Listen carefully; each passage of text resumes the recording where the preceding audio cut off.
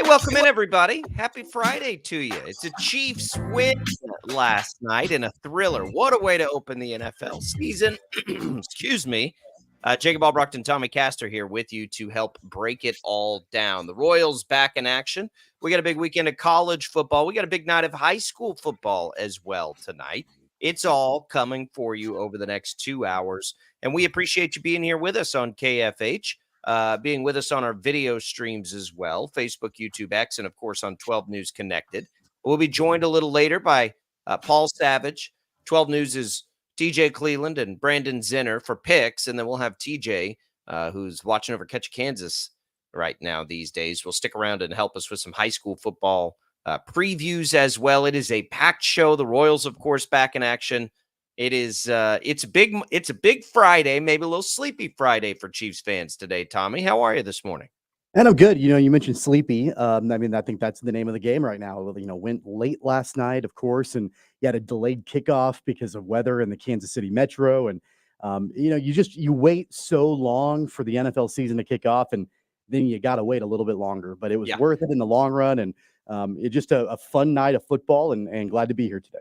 So we had my wife, who is the luckiest person on the planet, won a little thing to be able to watch the game at a restaurant here in town. So we had like all our kids' parents and everybody and the kids, so the kids could all watch and everything. And then, of course, it's a school night and everything starts a little later. Like, oh, this will be good. My kids were zombies this morning, but it was worth it because we got an incredible game, Tommy. And we have fully established here the absolute rivalry that is Chiefs Ravens.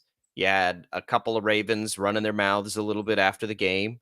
You had Mahomes getting shoved on the sidelines on some late stuff, and like all of that, bleeds into a fantastic finish by a fraction of an inch of a 2-point conversion, for the win for Baltimore. Like all of these things played in, and there's just at the front of it all, it was as good a game as we expected. Of course, it's right on the line, depending on where you bet it on the over-under, which site you used, all that kind of stuff, and goes down to the wire as we anticipated it would. I don't remember where you picked on it, Tommy. I took the Ravens and the points last week as far as our picks went, but I said the Chiefs would win, but not cover the number. And that, that was going to happen if Isaiah Likely was, a toe shorter on that end line. Just an incredible, so much fun. I'm so glad football's back. I'm just so glad football's back. It wasn't perfect by any means. There was some rust for sure. There was absolutely some fatigue, I think, especially defensively for the Chiefs late in the game. You could tell that guys like Chris Jones and George Karlaftis were gassed. That final drive that Baltimore had, and it came down to the wire. I think that we will probably see sharper football as the season progresses. Isaiah Likely, by the way, you mentioned the play that ultimately decided the game, and then you mentioned the way that some of the players for the Ravens talked after the game. One of the things Isaiah Likely said at the podium after the game was that for the Ravens, that's the worst that they're going to play all season. And so if that was the best that the Chiefs have got, then it's going to be a struggle for them. And you clearly haven't watched the Chiefs over the last decade, because that's not the best that the Chiefs are going to play this season. They were shaking off some rust. It wasn't always pretty.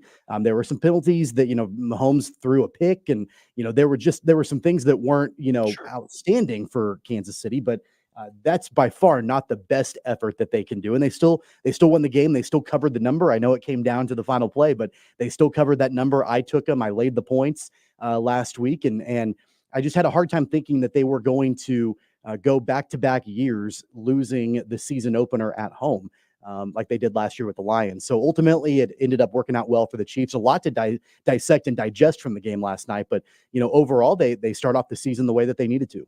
Yeah, look, by the way, the Ravens also were not the best that they'll be this year. It's week 1. There probably aren't any NFL teams that are the best that they'll be. At least you hope not if you're coaching staffs. But yeah, the defense, look, Lamar Jackson made mistakes late. He missed some throws, but he was really good at the same time. The Chiefs let him probably have too much with his legs, but you're talking about the defending MVP now with, Derrick Henry to account for back there at the same time. Those tight ends are going to be deadly, both of them together. It's a formula that the Ravens are going to be really good at the end of this season. But the Chiefs didn't even have Hollywood Brown in that game. So, I thought, honestly, I thought the defense, even though I know they gave up 450 yards, which is way, way too much. But I would not say I was disappointed in the defense by any means. That first touchdown drive was aided by some, big third down conversions, penalties, things like that on the defense. If you look at it, almost felt like one of the old school bend don't break defenses of Spags, right? That's what it felt like to me, is what they were doing. But I think there's a lot of upside in the defense too. There is clearly upside in the Chiefs offense when Hollywood Brown comes back into the mix. I mean, we saw why they drafted Xavier Worthy, right? We saw it. 2 touchdowns, 1 running, 1 passing. Dude's electric. That's fine. But wait till you see Hollywood Brown jump in there with Rashee Rice. That's what I was like, man, I think I tweeted this last night. I was like, good luck, everybody. Like, that's the Chiefs without Hollywood Brown. Good luck in the games that he's there. It was, Kelsey was non-factor, really, and it didn't matter. And that's what I think, like, the biggest takeaway of everything we saw last night. That's what stood out to me the most. Kelsey's a non-factor. Hollywood Brown's not even playing in the game, and they were able to put up 27 points on what will end up being one of the top defenses in football, top half at least. Like, their offense will be an absolute juggernaut when healthy this year. Kingsley Suamataia got beat at least once, but I thought he was at least as good as what they've had there the past couple of years. He was by far better than what they had. The thing about Suamataia that stood out to me, yeah, he did get beat once or twice, but his athleticism, I mean, he was blocking downfield 10, 15 yards that we just don't see. At least we haven't seen in a long time from a Chiefs offensive lineman. I saw some people on social media last night comparing him, not his overall skill level, but at least his athleticism, to Eric Fisher and what Eric Fisher was able to do for a number of years in the being able to block downfield, being able to hang with, some of those defenders that maybe are not even defensive linemen that maybe traditionally could get a step or two on an offensive lineman. He was hanging with them for the most part. He's a rookie. There are going to be some growing pains. There are going to be some missed assignments and things like that. But, I was concerned. I'll be honest. I was concerned about what that would look like for him as a rookie starting game number 1. And those concerns went out the window just because I think he's got the athleticism and can mature into being an incredibly effective left tackle. I understand now why the Chiefs were so enamored with him, drafted him, and then ultimately gave him the starting role. They evaluate offensive linemen well. I mean, we know that. Not necessarily in the free agent market, but but rookies and college players, that's just a position they have done well with. And yeah, I'm with you. His upside is clear. And he'll grow into it a little bit, but feel better about that position than you have in a long time, probably. I'll tell you my biggest area of concern, that Chris Jones kept lining up on the end, which tells me they don't have a lot of confidence opposite George Karlaftis, which tells me if you don't have Chris Jones at defensive tackle, like we've played this game before, Chris Jones is a far more effective defensive tackle than he is when he lines up on the edge. And that should have been a place to attack with all the new faces and the changes on Baltimore's offensive line. Like Chris Jones, that's a game where you need him in the middle, just wrecking things. He's on the end, and I didn't like it. And I don't know that that's what the Chiefs ultimately will do all the way through, but it just tells me they don't have confidence on the other side from Karlaftis. That will be something to watch this year. Now, they're not always going to play Lamar Jackson for sure, but right. It's still a concern. Part of it was, trying to contain Lamar Jackson in the pocket, which is easier said than done. And Jackson scrambled and ran like crazy in that game. And the Chiefs didn't really have a good answer for that. But I think a lot of it was trying to keep him from, getting outside and then, being able to. That's not Chris Jones' job in a perfect world. You're totally right on that. But I think they felt like it might be a little bit more likely to happen if it's Jones on the edge as opposed to Felix Anudike-Uzomah. Look, I said this going into the season. It's put up or shut up time for Felix Anudike-Uzomah. The Chiefs use a first round pick on him, and with the expectation that he will, and I think everybody knew he was going to be a little bit of a developmental project coming in, but they use him in the first round. They used the first round pick on him. He needs to be starting, on the edge in that regard and being a game wrecker. And he did, he did what, he strip a sack or strip a fumble at one point in the game, I believe, if memory serves. So he had a fumble recovery. Yeah, he had a fumble. Like he did some good things in the game, but consistently, yeah. I think that you're spot on when you say they felt like the more effective play in that particular game was Chris Jones on the edge, opposite of Karlaftis. I do think that once Charles Omenihu comes back from that injury, I think that they'll feel more confident in him and other players on the edge as opposed to Chris Jones. But yeah, that's not where Jones is the most effective and where he has made his money over the course of his career has not been on the edge. No, and they've done this before, right? We saw, what was that, 2 years ago, when they were like, all right, we're going to line him out. And it just never, to me, it just never seemed good. So we'll see what that does over time. I think, grand scheme, there wasn't going to be anything in a game like that I look at it and say, oh my goodness, we got a problem here. You beat the Ravens. The Ravens are maybe the second best team in the conference. I think that will hold true. And you created some drama for a likely rematch with them later in the season. Perfect way to start the NFL season. I will say offensively for Kansas City, and we talked a little bit about Xavier Worthy and what he brings to the table. Everybody knows the speed, and that was on full display, especially on that first touchdown. By the way, giving credit where credit is due, it was the coverage was busted, on that play. So yeah, that was a great, play by Worthy. But the run, it wasn't. The run, it wasn't for sure. Right. That speed was on full display for sure from him, and he'll be a game changer, and already is a game changer for Kansas City. And Rashee Rice became kind of the consistent security blanket. He was that towards the end of the season last year. You add in Hollywood Brown as another threat to just take the top off of the defense, and then all of a sudden you've got a multi-layered, at least passing game. And I'm sure that, Mahomes, and we've seen this throughout the offseason, is just salivating at the opportunity to have the full complement of wide receivers. On top of that, Isaiah Pacheco looked outstanding. And I know that there was a period of time, that I think he got a little bit banged up, and we're going to see that throughout the course of the season. He took a few plays off or whatever, and you could see the distinct drop off. And Samaje Perine, I think, can complement a little bit, but he's not going to be a game changer.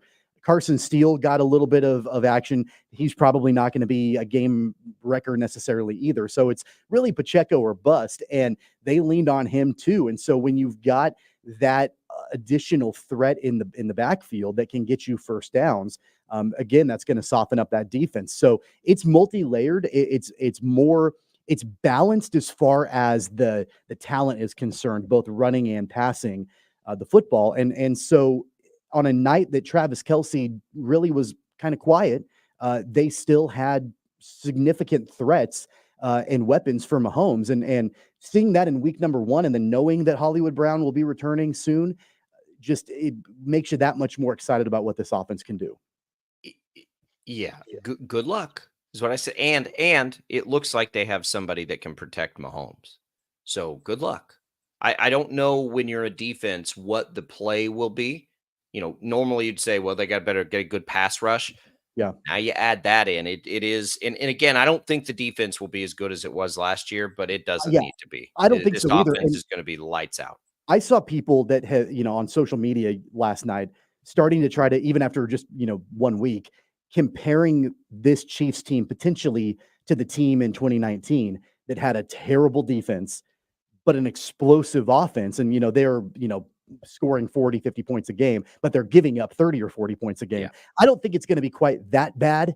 I don't think we're going to see that big of a disparity between the offense and the defense, but there were some concerning things. They couldn't contain Lamar Jackson. That's easier said than done. Derrick Henry was pretty effective early in that game. Of course, we already mentioned Isaiah Likely and what he was able to do. There were, some plays in the secondary that They clearly missed L'Jarius Sneed, although Jalen Watson, I think, had some nice moments. I think they missed Willie Gay Jr., but Leo Chenal had some really good moments too. So they're going to come into their own, I think, defensively as the season progresses. I think there's a middle ground between the defense that we saw a year ago, the McDuffie and Sneed duo in the secondary, and the 2019 defense, which was Swiss cheese. Like, there's a good middle ground, and I think that's probably where the Chiefs defense will ultimately end up. It is going to be fascinating to see because, yes, I think the capabilities of the offense could get up there like the 2019 team. I also think they don't want to play football that way. So that will be interesting. They can do it, but do they want to? Because it does put your defense in a bad position too. Like that's, you want to score as many points as you can, obviously, but I also think they will have some desire to lengthen drives and do those kinds of things and keep the other team up, especially when you're playing a team like Baltimore, right? So a lot to get into. We are just scratching the surface on the Chiefs' big win last night. When we come back, we'll get you a little audio from the game last night. We will continue to look at this. We'll get to some of the drama that came off after the game from the Ravens locker room, which I'm here for all of it. And then we will also talk some Royals as well in this hour. We've got picks coming up a little bit later. TJ Cleveland, Brandon Zinner, Paul Savage will join us for our second week of picks. We'll also talk a little high school football on the Catch of Kansas side in the second hour as well. Your calls are welcome at 869-1240 on the IHOP hotline. It is open for you at the moment. Brought to you by IHOP with all-you-can-eat pancakes through September 15th. And don't forget about the Odyssey app either, by the way. PJ Glasser, our betting insider yesterday, popped on. And if you want to go back and listen to that from the weekend, might be a good idea. I'll make you some money. Go in. So I pitched to him, hey, what about a worthy first touchdown dart throw? Feels good. Maybe Mahomes wants to use his new toy. He said, yeah, I like that as a dart throw, but the first touchdown can get a little chalky. So he's like, I kind of like a chalky one, but why not do that on the first Chiefs drive or something? Both of those hit, right? Like the under, if you got it at 47.5 hits, like go to the Odyssey app, check it out. You can always go back and listen to our great segments. So just FYI on that. We're going to come back and we're going to talk a little more about this Chiefs game, including some game audio. Don't go away. Sports Daily continues right after this.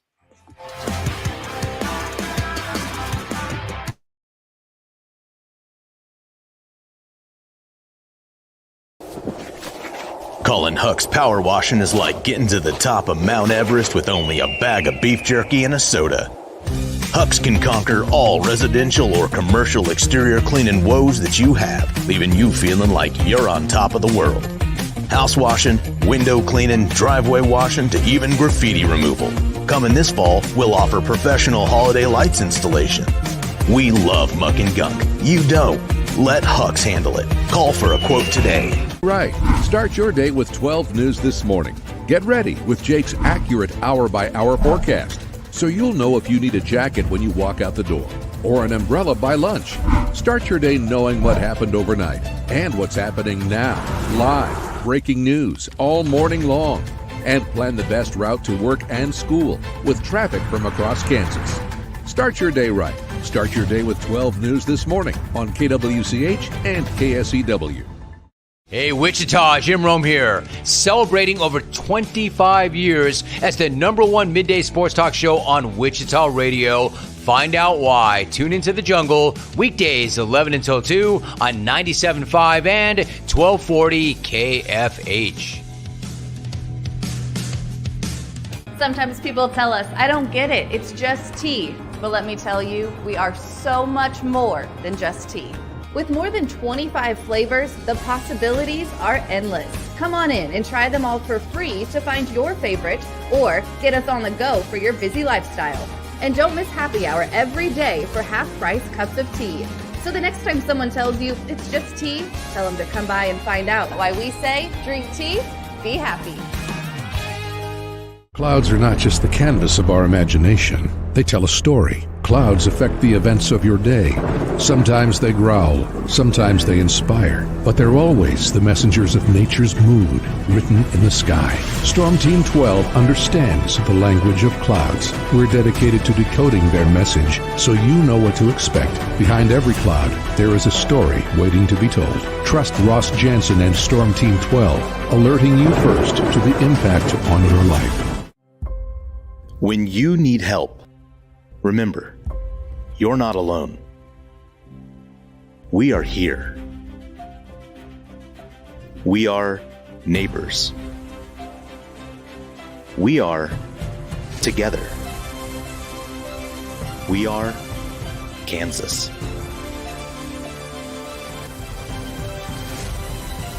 We are 12 News. They say it takes a village. Come together and support local businesses in our neighborhoods. When you contribute to local shops, more money goes back into the economy. Shopping local makes our state stronger. So give back to the communities you love and watch our businesses and communities thrive. Shop local and be Kansas proud. At 12 News, we know you're busy, which is why we're here whenever you need us. Anytime, any screen. With live breaking news. Critically hurt after an apartment. Storm Team 12 forecast. Snowing for many miles. And the stories you don't want to miss. The scene's still very active. Just search KWCH 12 News wherever you stream and catch up on the latest news of the day. All for free and on your schedule, hopefully making your day a little bit easier. And did I mention the Storm Team 12 forecast? 12 News whenever you want. Sometimes people tell us, I don't get it, it's just tea. But let me tell you, we are so much more than just tea. With more than 25 flavors, the possibilities are endless. Come on in and try them all for free to find your favorite or get us on the go for your busy lifestyle. And don't miss happy hour every day for half-price cups of tea. So the next time someone tells you it's just tea, tell them to come by and find out why we say drink tea, be happy. Determining fact from fiction. That's our full-time job. You need to have someone give you the whole story from every side. To help you when no one else is listening. You need someone to put you first. That's what we do. We bring you the facts first. When you need it. Wherever you are. 12 News. Facts first.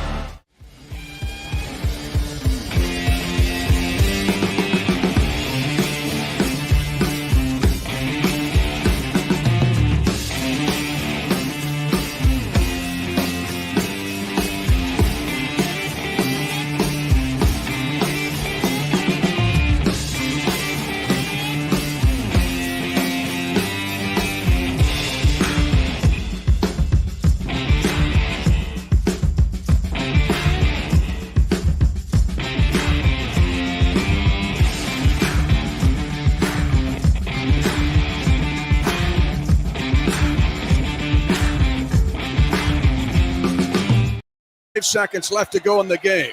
Ravens trailing 27-20 to the Chiefs. 5 seconds left. Ravens at the 10-yard line of Kansas City. Chiefs trying to play picket fence defense at the goal line. Jackson's been elusive in this game. Big rush by Kansas City. Spinning around is Jackson. He will throw it late at the back of the end zone, and the pass is caught. It's a touchdown for the Ravens.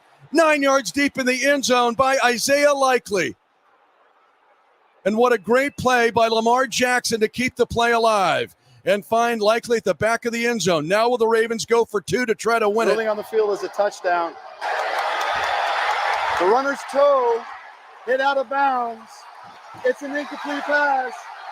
The game is over. Sean Hockey, I've never loved you more, brother. Incomplete, and Kansas City wins this game by a toenail. Thank you to the fans. They were great today, as they always are. But what a wild environment down there. It was two heavyweights in a fight right down to the end. And when they say it's a game of inches, it might be shorter than that. All his football coverage on KFH presented by T-Mobile. Switch to T-Mobile and you can get tons of benefits. Still save on every plan versus AT&T and Verizon. Use their savings calculator to find out how at T-Mobile.com/switch. That's it. That's how the game ends. An incredible game, back and forth. Looked like the Chiefs were in control, and then they weren't. And the Ravens were that close. It was a toenail if you were watching that Isaiah Likely missed that touchdown by. Now, they still would have had to make their 2-point conversion because John Harbaugh indicated they were going to go for it, which I have no problem with. I think that's fine. When you got Lamar Jackson, I don't think that's bad strategy. But it's, man, what a great and perfect way to start the NFL season. And then it got even better after the game. I wake up to all the post-game stuff and Isaiah Likely, and we mentioned it and saying, if that's the best the Chiefs have, we'll see him in the postseason. And then Roquan Smith getting mad at Peyton Hendershot for giving him he called it a shove. I went back and watched it. That's a little dramatic there, Roquan Smith, after a clearly late hit. I mean, he like tapped your shoulder pad, but whatever motivates you, man. It's interesting.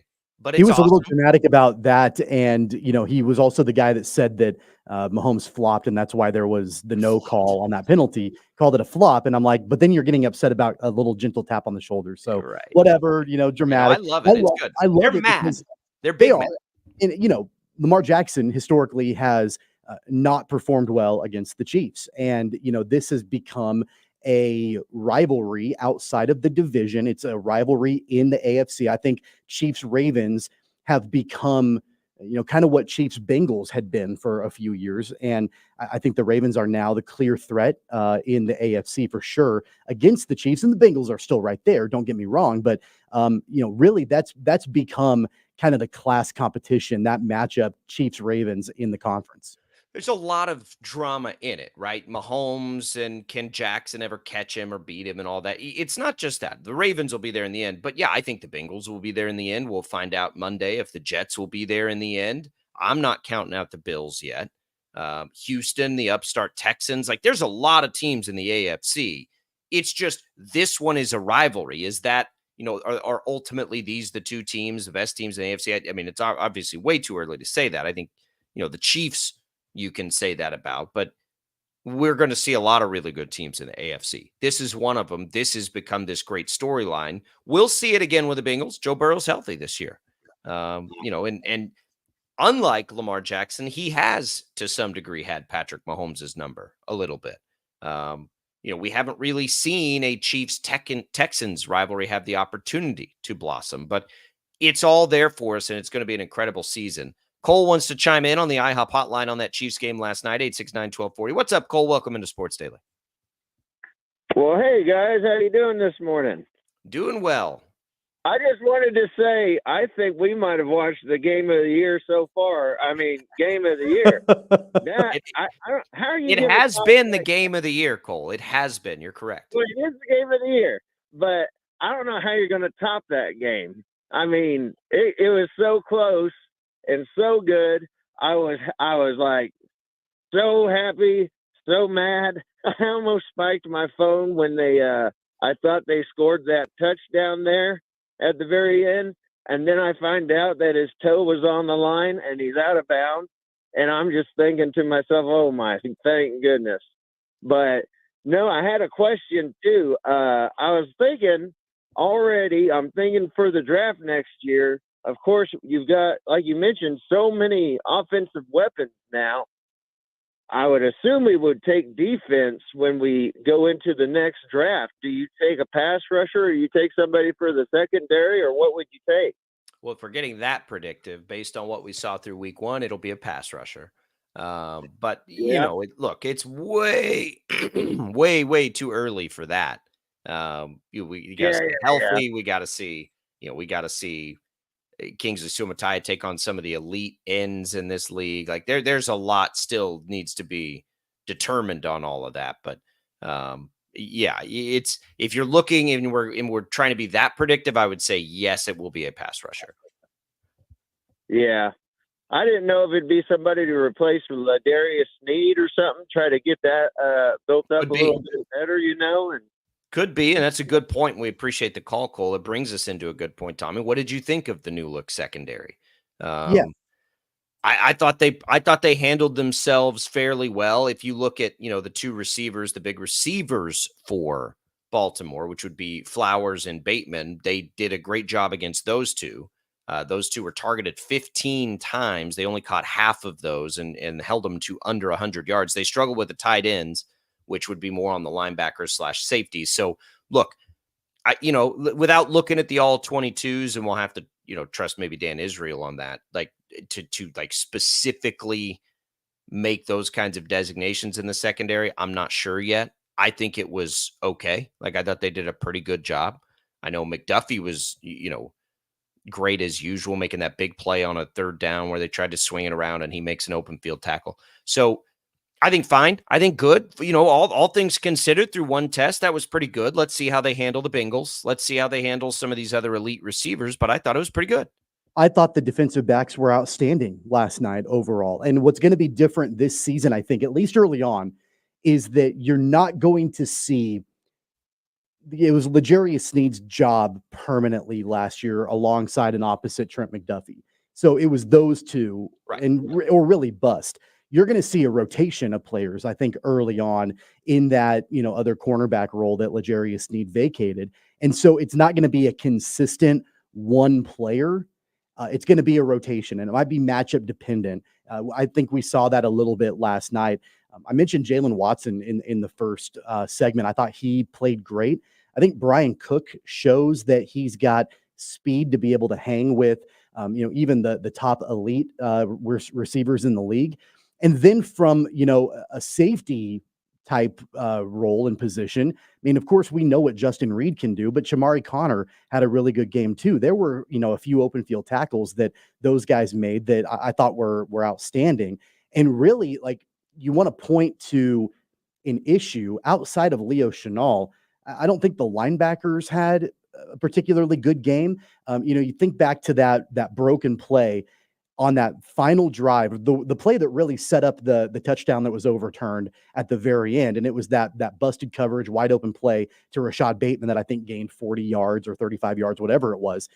That was Nick Bolton. That was not a secondary issue. That was Nick Bolton, kind of blowing the coverage there. I don't think Bolton had a particularly good game, and I was, optimistic about him coming into week number 1 and excited to see him. I thought he would be, the guy that would really lead the defense, and he really didn't. And there's still plenty of time for that to be turned around. There's rust to be shaken off. He missed some time last year with an injury, so I think that there's, still that opportunity. I just think it was a game to forget for Nick Bolton. But overall, from the secondary, I was impressed by them. It's not going to be, as elite or like highlight inducing, I don't think, as when they had L'Jarius Sneed opposite of McDuffie. McDuffie had a good game too, by the way. I think that they do, though, have a good rotation of players that, are able to get the job done in that secondary. It was a luxury last year, and the Ravens are not going to be the team that tests the secondary the most. Let's watch Cincinnati next week. Let's watch Atlanta the week after that. Those two games will be far more, I think, difficult because of the way those offenses run. Baltimore likes to run the ball. They like to use their tight ends. A lot of things that aren't necessarily challenging your corners. But wait till you have to stop T. Higgins and Jamar Chase, and they drafted a young rookie. And then you go to Atlanta, and you got to stop Drake London and Darnell Mooney. Like, I think they'll have bigger tests there. So we'll reserve judgment, or at least I will. But I thought, I was happy with the way they played. Austin asks us what we were most impressed with by the Chiefs last night. For me, it's the potential of the offense, but it's what I thought coming into the year too.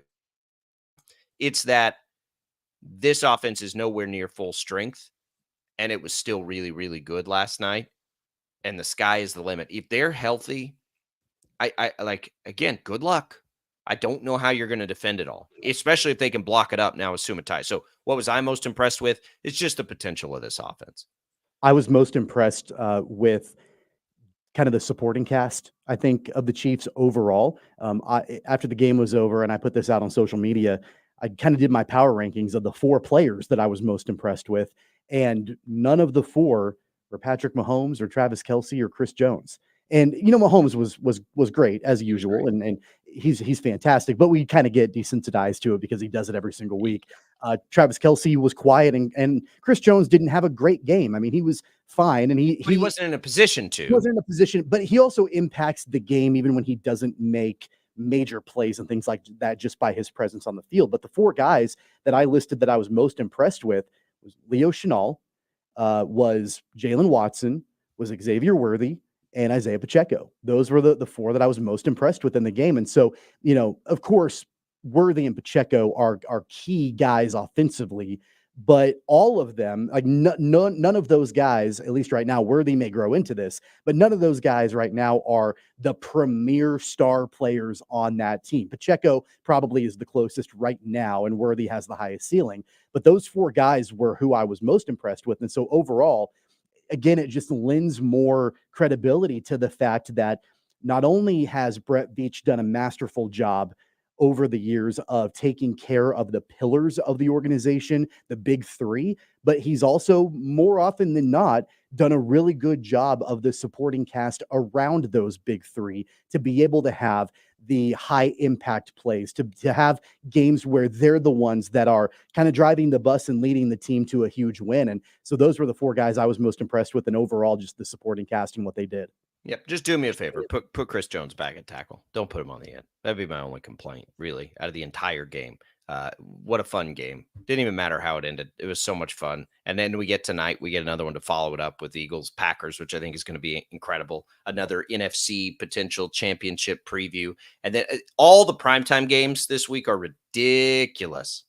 You gonna watch it on Peacock? You gonna get? Do you have? I don't know. Do you have Peacock? Because that's a Peacock exclusive game. I have. Right? I have a way. Okay. We'll on the spot there a little bit. Yeah, I have some methods that I can utilize a little bit. But yeah, we'll watch it. We'll watch it.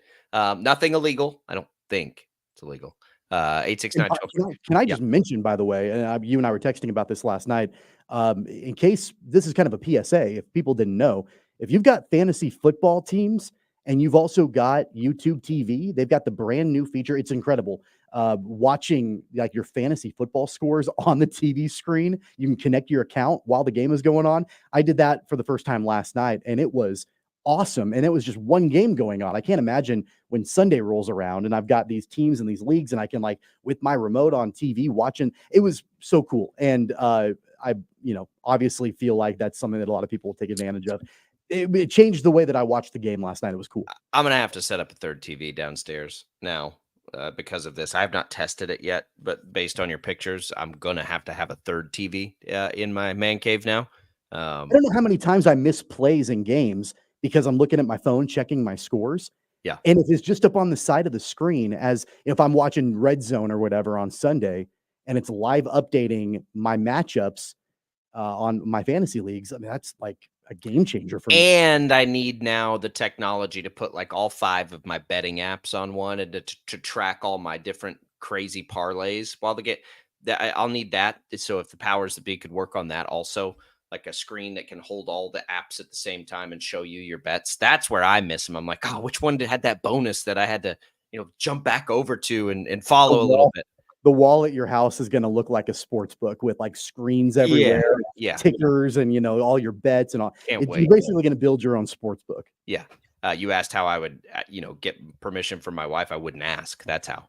But that's how that would have to play out. It's so funny. Speaking of, so the Worthy play, like I told everybody, I'm like, all right, I got Worthy on the first Chiefs drive. Here we go. And he got it. And I'm like dancing around and like jumping up and down. And then I couldn't remember which one I put it on. And I finally find it. And I put it in a dang parlay. And I'm like, oh, I'm an idiot. I'm such an idiot. Because I was, you're just trying to use all your bonuses and stuff. I'm like, why did I do that? But I was able to cash it out for the value of it anyway. So it didn't matter, but it was pretty big, like deflating of the balloon to see like, oh no, it was all right. How about all the people that had the Ravens and took the points? And, oh, you were there. I mean, you were there. That's the thing. Right there. And then it gets overturned in the Chiefs. By a toenail. Yep. You had the cover. And that's why it doesn't bother me that I missed that game. We evaluated the game just right. Right. It's going to be close. And I think the Chiefs will win, but it'll be, it'll be a couple of points either way. It's why we like to put no problem with that. You win some, you lose some. That's not like a misread on the game. I think we all had it right. It's just like, which side of that does it fall on? And a toenail says it falls on the Chiefs side. So there you go. We'll pick some more games coming up at the top of the hour. When we return, though, because we have pretty much all football in the second hour, we're going to spend a minute on the Royals.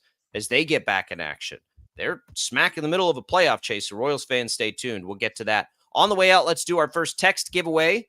You can text the word drag right now to the short code 20357 for your chance to snag a pair of Truett and Osborne Bike Drag tickets at September 6th tonight, and then the 7th and 8th tomorrow through the weekend at the Kansas International Dragway, 7900 West 61st North in Mays. Good luck, everybody. That's drag to the short code 20357. Sports Daily coming right back.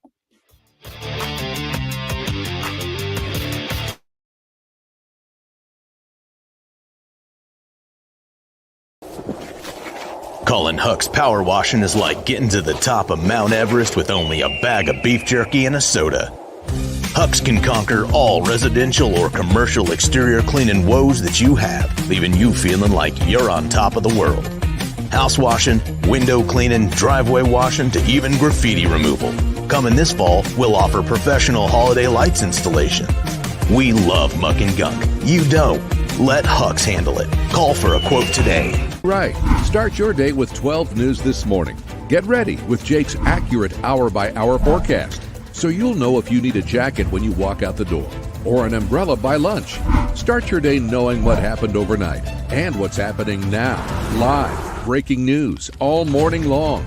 And plan the best route to work and school with traffic from across Kansas. Start your day right. Start your day with 12 News this morning on KWCH and KSEW. Hey, Wichita, Jim Rome here, celebrating over 25 years as the #1 midday sports talk show on Wichita Radio. Find out why. Tune into The Jungle, weekdays 11 until 2 on 97.5 and 1240 KFH. Sometimes people tell us, I don't get it, it's just tea. But let me tell you, we are so much more than just tea.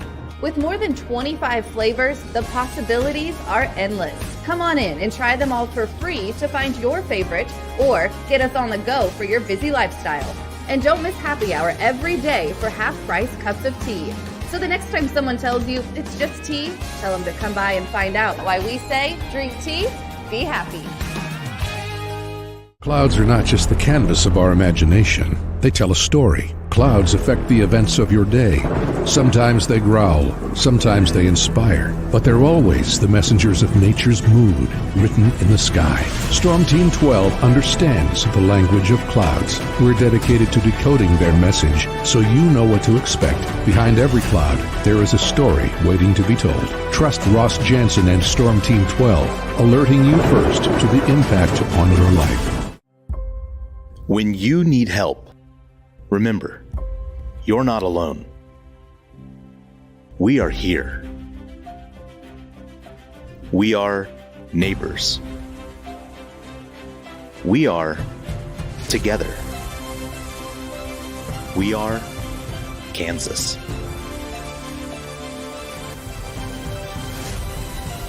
We are 12 News.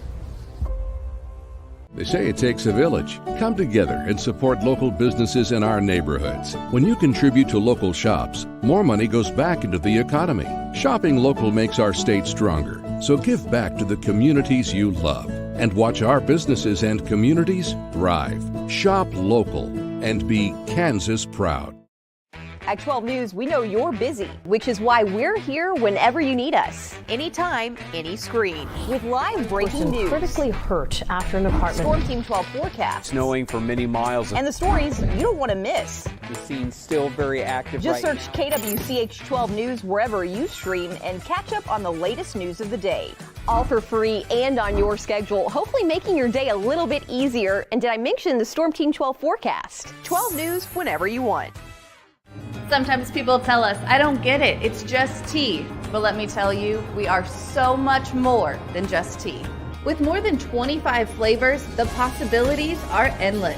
Come on in and try them all for free to find your favorite, or get us on the go for your busy lifestyle. And don't miss happy hour every day for half-price cups of tea. So the next time someone tells you it's just tea, tell them to come by and find out why we say, drink tea, be happy. Determining fact from fiction. That's our full-time job. You need to have someone give you the whole story from every side. To help you when no one else is listening. You need someone to put you first. That's what we do. We bring you the facts first. When you need it. Wherever you are. 12 News. Facts first.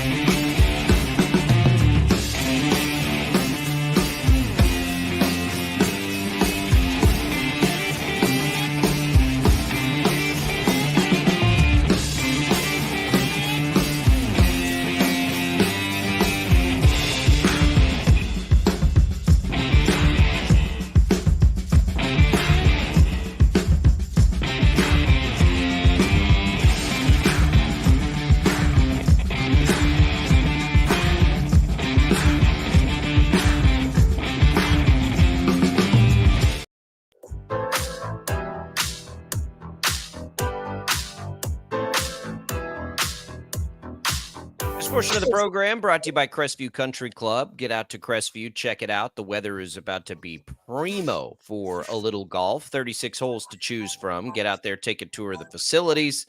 And my wife will have plenty of tennis on tap over the next couple of days. I don't think I'll have time for golf. I'll be busy watching football, but that's also a good thing you can do at Crestview. They got a great bar and restaurant area.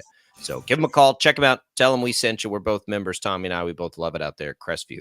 Welcome back into Sports Daily. Tommy, we have talked football. We talked Chiefs last night, as you'd expect. We will continue to do that. We're going to make some more picks and jump right back into it in our next segment as we start the next hour. But let's get some Royals in here. So the Royals did not play yesterday. They are a half game behind the Twins right now in both the Central, of course, and for that second wild card spot. 5 games clear in the wild card, though, of Detroit and Seattle, 5.5 clear of Boston, 6.5 clear of Tampa.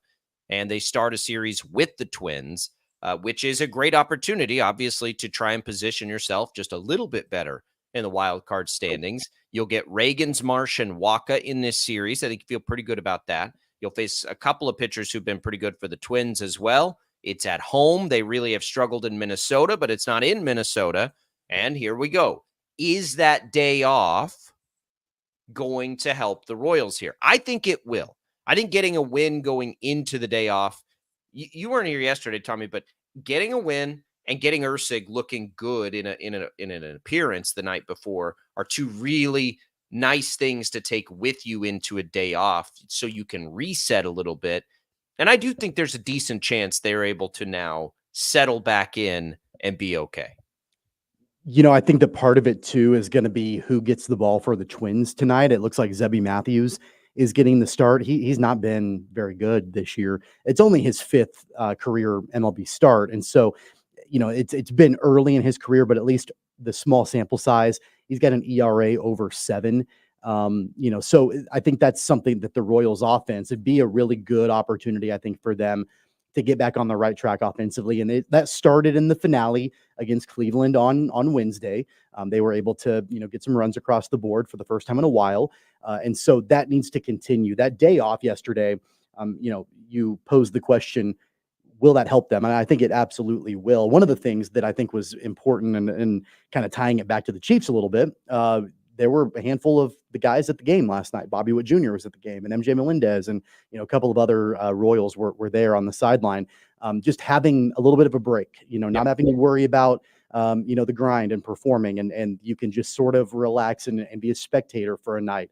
I think will pay dividends for the Royals. There was not a team in Major League Baseball that needed a break more than the Royals did on Thursday. And so if you can be rejuvenated and refreshed, Ken points out on our video stream that Hunter Renfroe is coming back off the DL this weekend.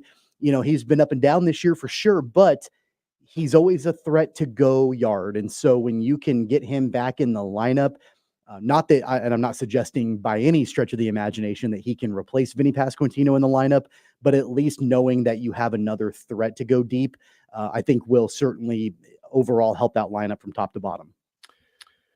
Yeah, I hope Renfroe helps. It's going to be Bobby Witt Jr. It's at least a threat, right? Like that's the thing about Renfroe. At least the threat is now back in the lineup. I agree, but this thing's going to ride or die by Bobby Witt Jr. and probably to a smaller degree Salvador Perez. Like, I like what they've done to react to some very unfortunate things that have happened, but if the Royals go and do something special in the postseason, it'll be on the shoulders of Bobby Witt Jr. I think. I don't think it's likely that all of a sudden 2 or 3 guys really, carry the load for this team, because you lost what made this lineup so dynamic when you lost Pasquantino. Now you've got to be able to piece it together. There's one guy on the roster who can do it all. Salvador Perez maybe a little bit too, but those guys have to be good. No matter what Renfroe does, those 2 guys have to be good down the stretch here. So it's you get into the Twins and they have to pitch, right? Ragans is going to have to pitch in this one. No chances. Don't take it. We know that the bullpen is wounded. Whether Ursig is all the way back or he's not, the bullpen feels wounded to me. Ragans has been not great his last few times out, right? He hadn't gone past 5 innings in any of his last 3 starts, and 2 of them he gave up big old crooked numbers. So he needs to be better too. But we can't wait for that game. You'll hear it right here tonight on KFH. All right, when we come back, it's pick time. Here we go. We'll pick 3 college, 3 pro games. We'll let Jad get us caught up on how things fared last week. TJ Cleveland, Brandon Zinner, Paul Savage, all join us next hour. We'll have some high school football talk as well. Here we go. 10 o'clock on Fridays, always fun and crazy. We're coming right back with it on Sports Daily next.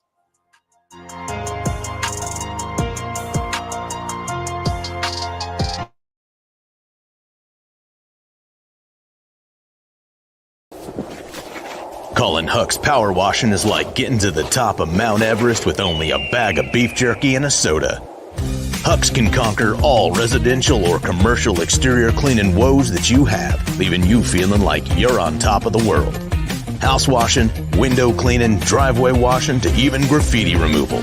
Coming this fall, we'll offer professional holiday lights installation. We love muck and gunk. You don't. Let Hucks handle it. Call for a quote today. Right. Start your day with 12 News this morning. Get ready with Jake's accurate hour-by-hour forecast, so you'll know if you need a jacket when you walk out the door, or an umbrella by lunch. Start your day knowing what happened overnight and what's happening now. Live, breaking news all morning long. And plan the best route to work and school with traffic from across Kansas. Start your day right. Start your day with 12 News this morning on KWCH and KSEW.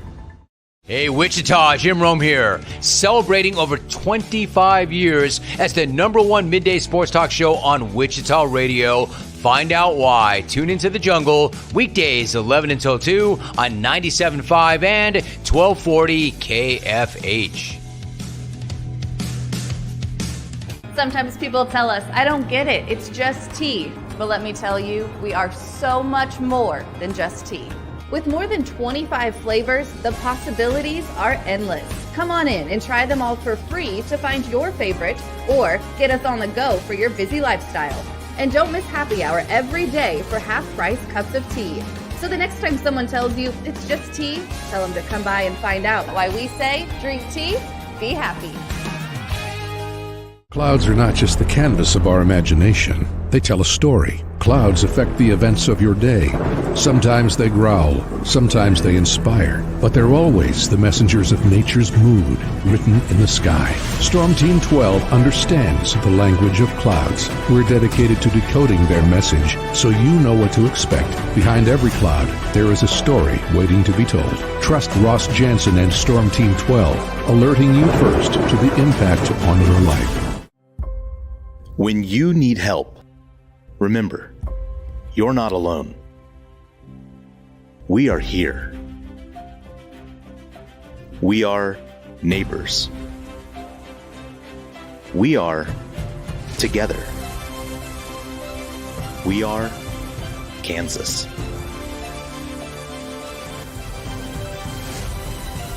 We are 12 News. They say it takes a village. Come together and support local businesses in our neighborhoods. When you contribute to local shops, more money goes back into the economy. Shopping local makes our state stronger. So give back to the communities you love. and watch our businesses and communities thrive. Shop local and be Kansas proud. At 12 News, we know you're busy, which is why we're here whenever you need us. Anytime, any screen. With live breaking news. Critically hurt after an apartment. Storm Team 12 forecast. Snowing for many miles. And the stories you don't want to miss. The scene's still very active. Just search KWCH 12 News wherever you stream and catch up on the latest news of the day. All for free and on your schedule, hopefully making your day a little bit easier. And did I mention the Storm Team 12 forecast? 12 News whenever you want. Sometimes people tell us, I don't get it, it's just tea. But let me tell you, we are so much more than just tea. With more than 25 flavors, the possibilities are endless. Come on in and try them all for free to find your favorite or get us on the go for your busy lifestyle.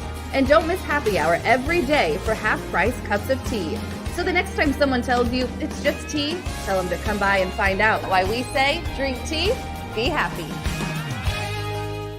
Determining fact from fiction. That's our full-time job. You need to have someone give you the whole story from every side. To help you when no one else is listening. You need someone to put you first. That's what we do. We bring you the facts first. When you need it. Wherever you are. 12 News. Facts first.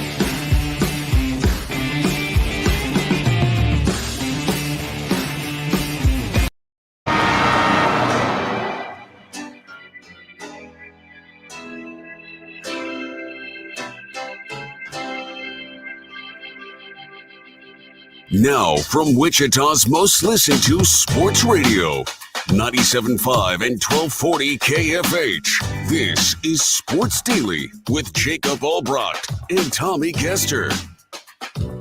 Hey, sports bettors, ready for some picks destined to fail?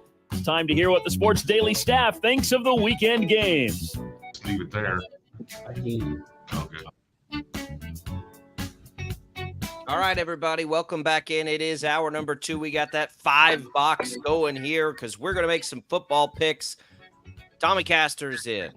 I'm in. Jacob Albrocht. Paul Savage is in. Brandon Zenner, TJ Cleland of 12 News are in. And we are ready to roll after a week. Jad, how did we look last week? How did we fare? I know we got the standings pulled up, so we just need to kind of look. I know Jad's got the list of how everything panned out. Let me pull it up and I'll get back to you on that. Okay, we'll get the standings after we pick here. So, look, we're gonna take this. We got 6 games. We're gonna see if we can get 6 in. We did 5 last week, and we'll start with college, and we'll jump right into it because it takes a minute to get the breakdowns on these games. K-State's at Tulane. Tulane is +9 at home. The line has moved just a little bit.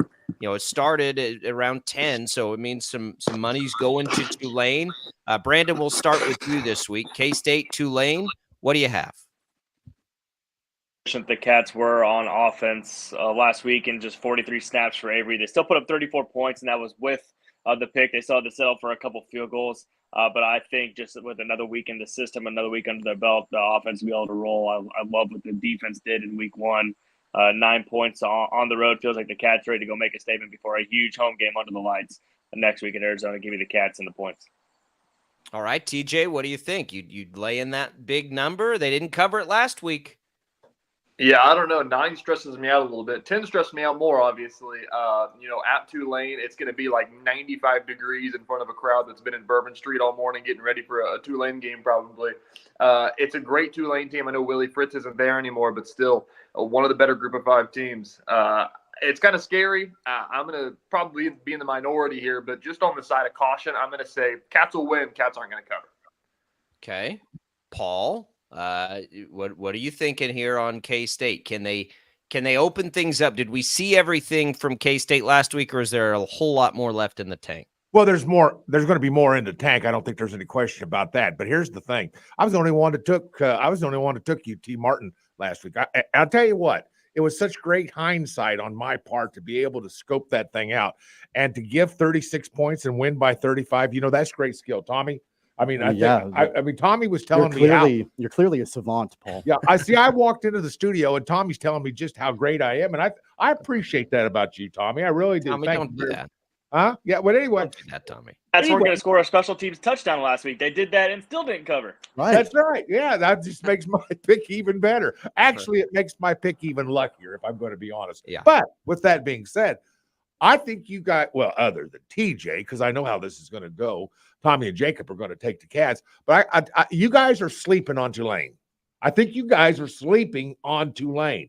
That's not a bad football team. I'm taking Tulane, and I'll take the 9 points right along with my good buddy TJ. Okay. All right, we'll leave it at that. Tommy, you got K-State here or Tulane. You gonna lay those points? The 9 points makes me pretty nervous. I'm kind of thinking along the same lines that TJ is thinking, and I really not me. Well, you too. I went into this pick thinking kind of like it would be the minority to pick Tulane and take the points, but I'm going to take Tulane and pick the points. On top of that, guys, honestly, I don't think the Wildcats will lose this game, but I wouldn't be overly shocked if Tulane came up and found a way to win the football game. I know that it's a brand new era with Willie Fritz gone down there, but they're a really solid team. 9 points is a lot. And here's the other thing about it. I know that offensively, the Wildcats last week against UT Martin didn't really have what they needed, to be able to, get it going. But at the same time, I'm not sure that it's going to all come together for the Wildcats in week number 2. I think it's going to take a little bit more time for Avery Johnson to get accustomed to things. So it wouldn't shock me if Tulane actually wins this game, but I'm going to take Tulane and take the points. I'm going to take K-State. I want to just sit here and say Kleiman did it again, was way too conservative in the opener, and that's why everything looked a little sluggish. And this week against Tulane, especially Tulane, he's not going to do that again. So I will lay the points. I'll lay the 9. Hey, by the way, and I forgot to mention this, it's been a few years since the Wildcats have finished a non-conference schedule at 3-0. They've dropped a non-conference game every year in the last 3 or 4 years. So I don't want that trend to continue for the Wildcats, but it wouldn't shock me if it did. It's a big chance for them. I'm going to lay those points. I'm going to do it with K-State. I think they were just playing conservative last week. All right, KU Illinois. I can start this one here. Illinois, first sellout in a long time. They're really excited. The money has moved to Illinois, I believe, because what started at 5.5 is now 4.5 as of last check this morning. So we're picking it at 4.5. That makes me feel better about KU, honestly, that people are maybe overlooking them just a little bit. I'm going to take KU. I feel probably a little bit better about this one than the K-State. I don't know. Look, guys, I'm not going to try and tell you I know a dang thing about Illinois football.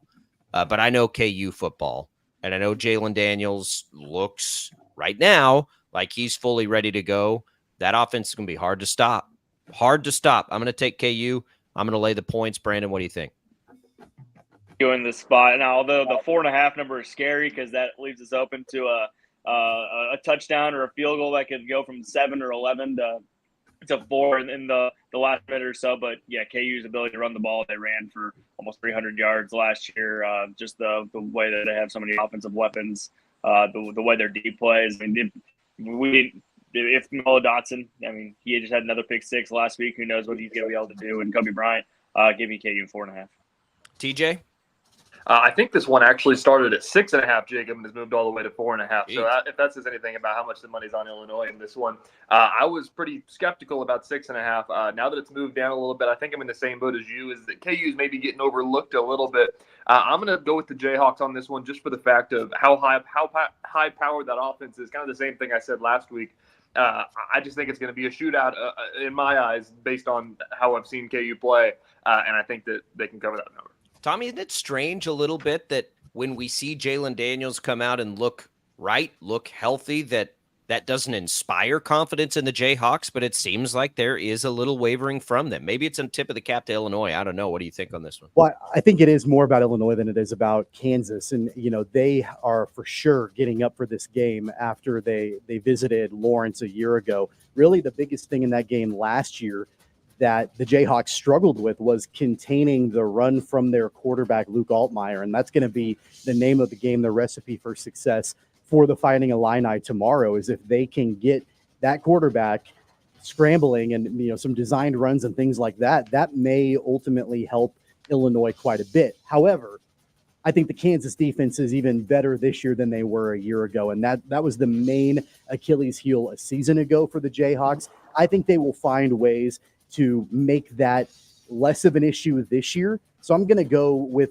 you guys also with both Brandon and TJ. I'll take the Jayhawks, and I'm going to lay those points.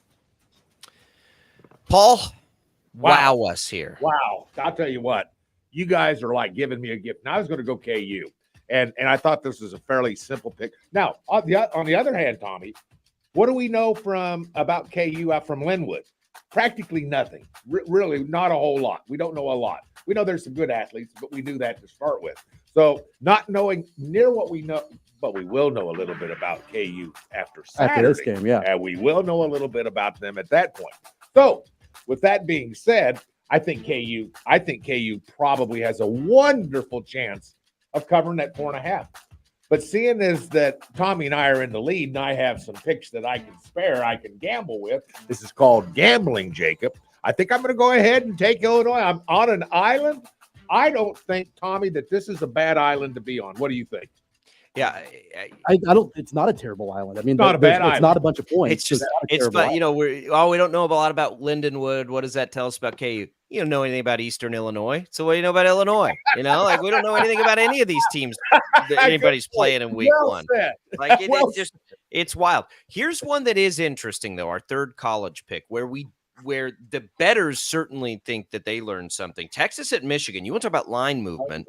Our betting insider, PJ Glasser, brought it up. It's one of the biggest single week line moves he can recall because Michigan looked like crap. Texas looked really good. And now all of a sudden, Texas is on the road laying 7 points. TJ, I'll let you start us off here. It's a wild swing. Yeah, this is going to be a really interesting one. I think that Texas is full of talent. Quinn Ewers is awesome. And then just watching that Michigan game, it wasn't that it was just no Harbaugh there and no J.J. McCarthy, no Blake Corum. They didn't look great. It was kind of a sloppy brand of Michigan football of what we're used to seeing. It was still great football. But what they did against Fresno State is definitely not inspiring. What Texas did definitely was a lot more inspiring. So I'm going to go with the Longhorns on the road here in Ann Arbor. Just a lot of talent on that team. Brandon, what are you buying this swing? It is strange to see. You bet games like we don't see this very often from week to week. I know it's the first week, and maybe we start to see it more with the transfer portal, but that is bizarre to see that line move that much. Who says I bet games well, Jacob? I just said you bet games. I didn't say you bet well. It is wild to see. I am going to take Michigan and the points just in the thoughts of Michigan's defense can be able to keep this low scoring enough. It's a low total in the low 40s. If they can just keep this close enough, keep it within 7, you're going to give me in the big house, 11 a.m. kick, a lot of things on the line for an early non-con game. Keep it low scoring, Wolverines and Sharon Moore, and give you the 7. All right. Brandon's taking the 7. I'm going to join Brandon with that. I think Texas is better than Michigan. I'm not laying 7 points on the road to the defending national champions. I'm just not going to do it. Not really in any scenario that I can, not after 1 week, I guess, down the road, maybe. these are defending. I know they got a lot and they lost their coach and they're dealing with, but 7 points at home to the defending national champions who are there every year. I just can't do it. I'll take the points and I'll take Michigan. Tommy? And I'm historically always skeptical of Texas. I always have been, but it's really difficult to be skeptical of them based off of what we saw a week ago. And I know they played Colorado State, but just the way that Quinn Ewers really was able to open up that offense. And I think, honestly, unlike really anything else we've seen from him in his time at Texas, it kind of seems to me that Ewers and Steve Sarkisian have finally figured out exactly the best way to make that offense work. I think you're going to see a ton of RPOs tomorrow. I think you're going to see Ewers, be able to, carry the ball, hold on to it if needed. But then that's going to also open up the deep ball too. It's nothing against Michigan, but they are depleted compared to the national championship team a year ago, and they didn't necessarily look dominant last week. So because of that, I know it's in Ann Arbor, but I'm going to take the Longhorns, and I'll lay those points. I think that they look good, and I think maybe for the first time ever, I'm a believer in what the Longhorns are doing. Paul, I would love to see Texas go in there and beat them by 40. It's the question is, can they? Did you see enough from Michigan, I think is the bigger question, Paul, to take you off of them completely? Because that's pretty much what we're doing here. Is that they're just not going to be that good this year. Are you there yet, or what are you doing with this one? Well, it's not what I saw in Michigan when I watched a bunch of that Fresno State. I was fascinated with that game. I watched a bunch of the Fresno State-Michigan game, and it's what I didn't see. What I didn't see was a dominating football team that we're normally used to seeing when it comes to Michigan. Michigan has made its bones all the way from Sid Luckman, when Sid Luckman was playing at Michigan back in the 20s. I can tell you right now, that was a physical football team. When you were in high school, it was Columbia. He went to Columbia. Never mind, not him. No, I've never heard of that person before. Well, he's in the NFL Football Hall of Fame. Thank you very much. From the much. 1920s. Yeah. So anyway, that's when he was in college, and he was. He didn't go to Michigan. I was thinking of someone else. Now I'm having. Did they have the forward pass legalized? Paul, who are you? Are you taking Texas? I'm just telling you guys. This is really the easiest pick. I can't believe two of you guys. I really can't believe two of you guys took Michigan. I'm taking Texas. And listen, this could be a 21-point game. I'm telling you, there's something wrong with Michigan, and I think it starts with the head coach, Tommy. I think Michigan has problems, and it all stems from the problems they've had. This head coach does not seem to be a strong figure to me, a commanding figure to me. I think there's problems inside Ann Arbor as we speak. I've taken Texas. This is the easiest pick of the week, boys. By the way, can I just say really quick, listeners, they come here for the football talk, but they stay here for the history lessons. That's right. Yeah. Even if they're incorrect. We're there anyway. All right, Green Bay at Philadelphia. That is the game tonight. Eagles, as we switch to the NFL, are 2.5-point favorites against the Packers. I think this one's probably going to be as entertaining as last night's game was. TJ, in a potential NFC Championship preview, where are you going with this one? Yeah, I don't know, but I feel like whichever one I pick is going to be wrong because this is going to be a great game. So I'm going to go with the Eagles, though. 2.5 points covering that. I'm so excited to watch Saquon Barkley in this offense, what they're going to do, what that's going to do with Jalen Hurts' run game to complement that run game. A.J. Brown's going to, get more looks because of the run game, having to complementary football is the name of the game. I'm going to pick the Eagles. Brandon?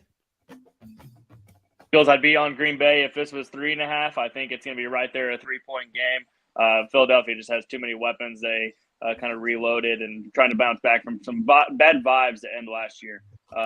Give me Philadelphia in a neutral side game. All right, Tommy, what do you think? They're playing in Brazil. Yeah, and because of that, I think in real life, I'm probably going to stay away from betting the spread in general, just because you have no idea you're playing in Brazil. So I'm probably, with my real money, not going to bet the actual spread. I might do some player props and things like that. You just don't know when nobody's ever played in Brazil before. So to me, that makes it too tricky. But in picking this game, I'm going to take the Packers. I'm going to take those points. I like Green Bay. I like Jordan Love. I think that they are a dark horse in the conference to be really good. And honestly, everybody pays attention to the Lions, and deservedly so. And the Lions were my pick to represent the conference in the Super Bowl. But, don't sleep on the Packers. I think they'll be a playoff team also. On the flip side, I'm not a believer in Nick Sirianni. I know that the Eagles have a bunch of weapons, but Sirianni lost that team at the end of last year and almost lost his job. Yeah. And so I'm not exactly sure that he's got what it takes to be able to get that collection of talent back to where they should be. So because of that, I'm going to take the Packers and I'll take the points. Savage, who you got on this one? No islands available for you. Oh, no islands. But here's what I'm going to do, though. Normally, I take a game because of what I think I know. On this game, I'm going to go with Philadelphia because of what I don't know, and that's of Jalen Love. I'm still not sure. Jordan Love or Jalen Hurts? Well, I've got that one mixed up too. But there's a lot about this game I don't know with the Green Bay Packers. I've got questions on this team, starting with the quarterback, going to the defense. I've got a couple questions. What I don't know makes me pick Philadelphia. Tommy's point about the end of last year, it was almost a disaster. We were watching a disaster happen in front of our eyes. But I still have question marks about the quarterback position. How do you like that with Green Bay? I'm going to go ahead and take Philadelphia. I'm not happy about it, guys, but I think it's a better pick. I love the game. You got two new running backs. It's not just Saquon Barkley. Josh Jacobs is new in that offense too in Green Bay. They don't have Aaron Jones, who's been such a big part of what they do. I don't think there's a team with more to prove in the NFL, especially in week 1 than Philadelphia. I'm going to take the Eagles also. If they don't come out right in this game, it's going to be weird quickly in Philadelphia. But I think that they will. They've got a new offensive coordinator there. That was a disaster after they lost their offensive coordinator from 2 years ago. So I think the Eagles have just done a whole lot to get a whole lot better again in this offseason.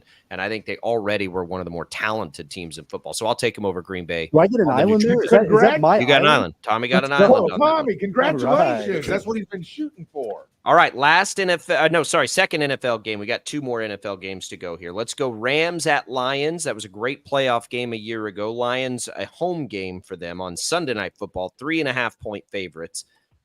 This one I think will have a chance to be a clean sweep. I'll start it. I'll take the Lions minus 3.5 here.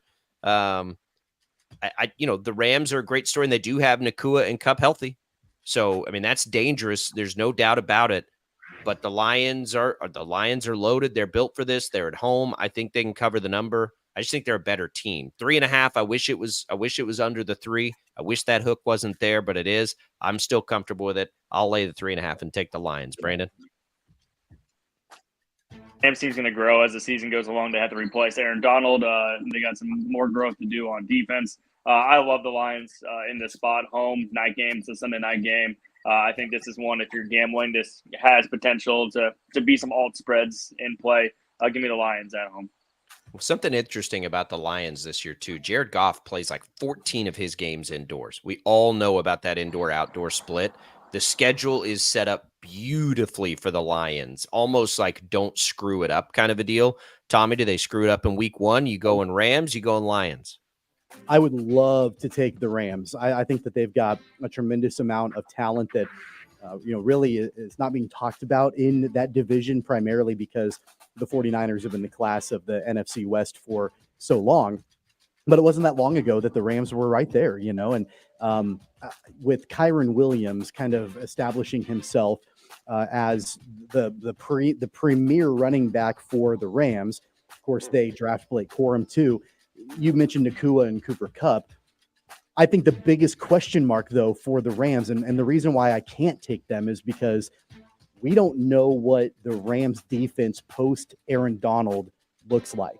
That's a concern for me. I don't know how they rebuild that when you've got such a game record that is no longer in the league. So because of that, and I think the Lions are much more of a proven commodity, and they're at home, and that helps out a lot. I have to take Detroit. I have to lay the points. TJ, what do you think on this one? You comfortable with the Lions at 3.5? I am. I'm going to keep it short and sweet. I think that the momentum that the Lions have is awesome. I think that they've kind of got a home field advantage now that they've never had before of all the excitement that's in Detroit. I don't think Matthew Stafford's going to do it in Detroit this time. I'm going to go with another Jared Goff win over the Rams. I strategically put Paul last here to tempt him with this island. Paul, you got a chance at an island if you take the Rams. Are you going to take it? Here's the thing. ever since Hard Knocks, Detroit Lions. Do you remember I would sing the praises of Dan Campbell? Do you remember I'd come in and do a show? Guys, I just watched another episode of Hard Knocks. How much did I love Dan Campbell? Paul, we'd be talking about badminton, and you would bring up Dan Campbell and Hard Knocks. That's it. So I can't do it. These are my guys. Dan Campbell's my guy. You know, he's old school. He's everything that I respect about a football coach.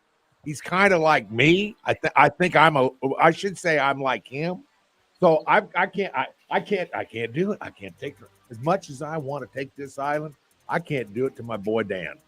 I'll bet you this is the most lopsided public money bet of the week. People are on the Lions, which means trouble for all of us. Jets at Niners. This one should be awesome. TJ, you can start us. Niners, we're going to do it at 4 points. Niners 4-point favorites at home with Aaron Rodgers. We think finally playing football.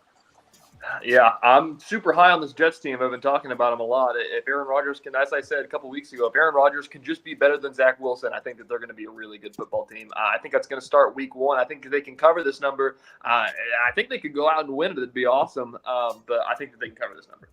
All right, Paul, you good with 4 points? Or are you taking Aaron Rodgers and the Jets story? Brees the Beast there, set up for what should be his best year as a pro. What are you thinking on this one? Well, there's a lot that you could certainly make for a case to take the Jets and get to 3.5. There's no question that that's the case. But 49ers just got so many weapons. Their ability to run the football with Christian McCaffrey is the difference in this game. Shoot, that will be the difference in a bunch of games. The ability to run the football with Christian McCaffrey. That's something that teams just don't have. With that being said, because of that, playing at home, making the Jets travel across the country, which I guess is really no big deal anymore. But the fact is that the Jets are at home and they're giving 3.5. I'd be more comfortable if it was 3. But on the other hand, 3.5 is still doable. I'm going to take the 49ers. They're going to be able to run the football. Listen, they're going to have 180 yards rushing total before it's all said and done. And that'll be enough to control the line of scrimmage, control the clock, and can control the overall dimensions of this football game. I guess I like the 49ers a lot. Tommy, what do you think here? McCaffrey now has an Achilles added to his calf. That's what everybody fears with a calf injury.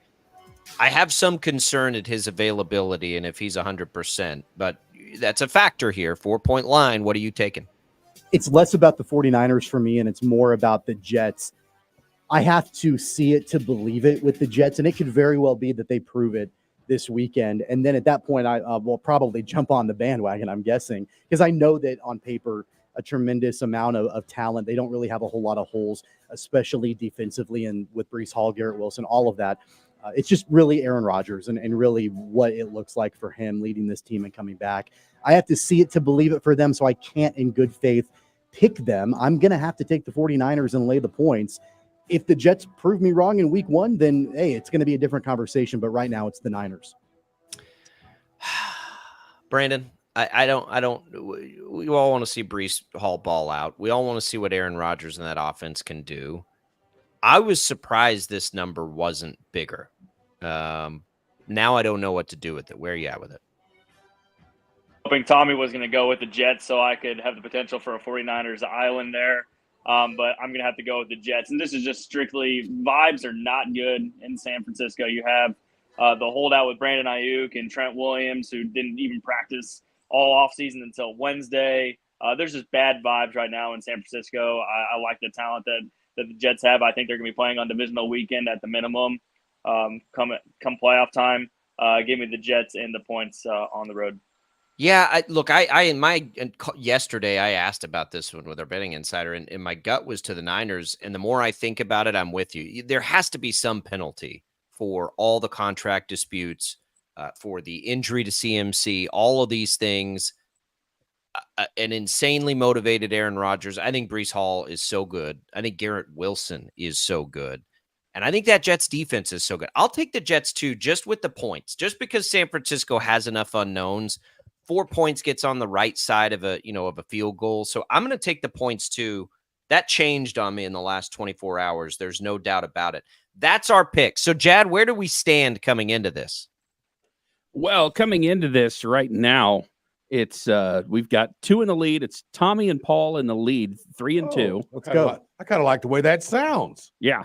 So Tommy and Paul have the lead. Brandon, Jacob, you guys went 2 and 3. TJ, sorry, 1 and 4 last week. He just got a little work to do. Hey, I got the USC Island though. It saved me. It did. It did. That was our, stone cold lock of the week for everybody too. So goes to show you. DJ, call me if you want a couple of tips before we do this next Friday. Give me a call. It'll be okay. I won't tell anybody. Okay.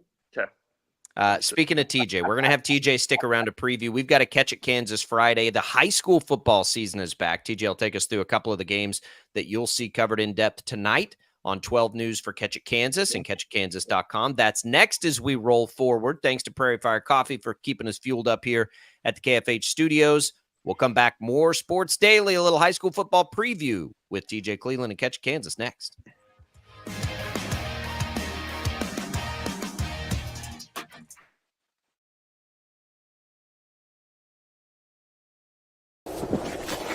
Colin Huck's power washing is like getting to the top of Mount Everest with only a bag of beef jerky and a soda.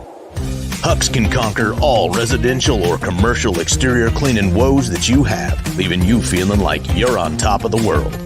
House washing, window cleaning, driveway washing, to even graffiti removal. Coming this fall, we'll offer professional holiday lights installation. We love muck and gunk. You don't. Let Huck's handle it. Call for a quote today. Right. Start your day with 12 News this morning. Get ready with Jake's accurate hour-by-hour forecast, so you'll know if you need a jacket when you walk out the door, or an umbrella by lunch. Start your day knowing what happened overnight and what's happening now. Live, breaking news all morning long. And plan the best route to work and school with traffic from across Kansas. Start your day right. Start your day with 12 News this morning on KWCH and KSEW. Hey, Wichita, Jim Rome here, celebrating over 25 years as the #1 midday sports talk show on Wichita Radio. Find out why. Tune into The Jungle, weekdays 11 until 2 on 97.5 and 1240 KFH. Sometimes people tell us, I don't get it, it's just tea. But let me tell you, we are so much more than just tea. With more than 25 flavors, the possibilities are endless. Come on in and try them all for free to find your favorite or get us on the go for your busy lifestyle. And don't miss happy hour every day for half-price cups of tea. So the next time someone tells you it's just tea, tell them to come by and find out why we say, drink tea, be happy. Clouds are not just the canvas of our imagination. They tell a story. Clouds affect the events of your day. Sometimes they growl, sometimes they inspire, but they're always the messengers of nature's mood written in the sky. Storm Team 12 understands the language of clouds. We're dedicated to decoding their message so you know what to expect. Behind every cloud, there is a story waiting to be told. Trust Ross Jansen and Storm Team 12, alerting you first to the impact on your life. When you need help, remember, you're not alone. We are here. We are neighbors. We are together. We are Kansas.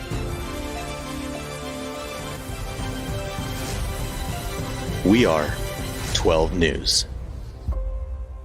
They say it takes a village. Come together and support local businesses in our neighborhoods. When you contribute to local shops, more money goes back into the economy. Shopping local makes our state stronger. So give back to the communities you love and watch our businesses and communities thrive. Shop local and be Kansas proud. At 12 News, we know you're busy, which is why we're here whenever you need us. Anytime, any screen. With live breaking news. Critically hurt after an apartment. Storm Team 12 forecast. Snowing for many miles. And the stories you don't want to miss. The scene's still very active. Just search KWCH 12 News wherever you stream and catch up on the latest news of the day. All for free and on your schedule, hopefully making your day a little bit easier. And did I mention the Storm Team 12 forecast? 12 News whenever you want. Sometimes people tell us, I don't get it, it's just tea. But let me tell you, we are so much more than just tea. With more than 25 flavors, the possibilities are endless. Come on in and try them all for free to find your favorite or get us on the go for your busy lifestyle. And don't miss happy hour every day for half-price cups of tea. So So the next time someone tells you it's just tea, tell them to come by and find out why we say drink tea, be happy. Determining fact from fiction. That's our full-time job. You need to have someone give you the whole story from every side. To help you when no one else is listening. You need someone to put you first. That's what we do. We bring you the facts first. When you need it. Wherever you are. 12 News. Facts first.